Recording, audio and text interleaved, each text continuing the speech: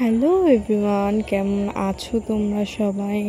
আশা করি সবাই ভালো আছো। অনেক দিন পর চলে এসে একটা নতুন ব্লগ নিয়ে। সকালে উঠে পড়েছি, আজকে ছিল কালী পুজোর দিন।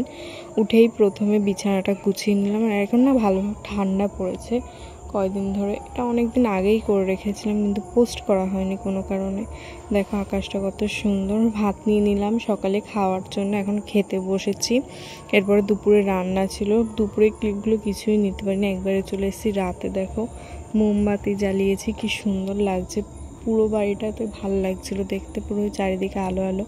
দীপাবলিটা এই জন্যই ভাল লাগে, যেহেতু চারিদিকে আলো আলো থাকে, মোমবাতি বাজি ফাটানো। আগে ছোটোবেলায় আরও মজা হতো, সবাই ঘুরতে যায়, কিন্তু এবছর আমরা যেতে পারিনি। যাই হোক, দেখে না কত সুন্দর লাগছে।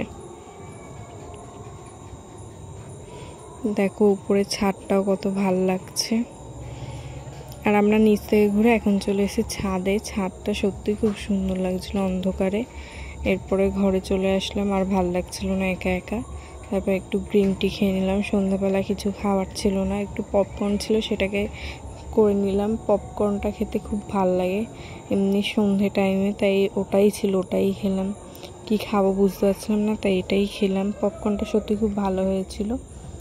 আর চারিদিকে এত গান বাজনা বাজি, তার মধ্যে আমার ভাইও বাজি নিয়ে চলে এসছে। আর এইভাবেই দীপাবলিটা কেটেছিল বাড়িতে বসে। মোটামুটি খুব ভালো না, খুব খারাপও না। আর তোমরা কেমন আছো সবাই জানিও। আশা করি আমার ব্লগ দেখতে ভাল লাগে। এরপর আরও নতুন নতুন ব্লগ দেওয়ার চেষ্টা করব। সো আজকের মতো এইটুকুই। দেখা হবে নেক্সট কোনো ভিডিওতে। ততদিন আমার চ্যানেলটা সাবস্ক্রাইব করো আর লাইক শেয়ার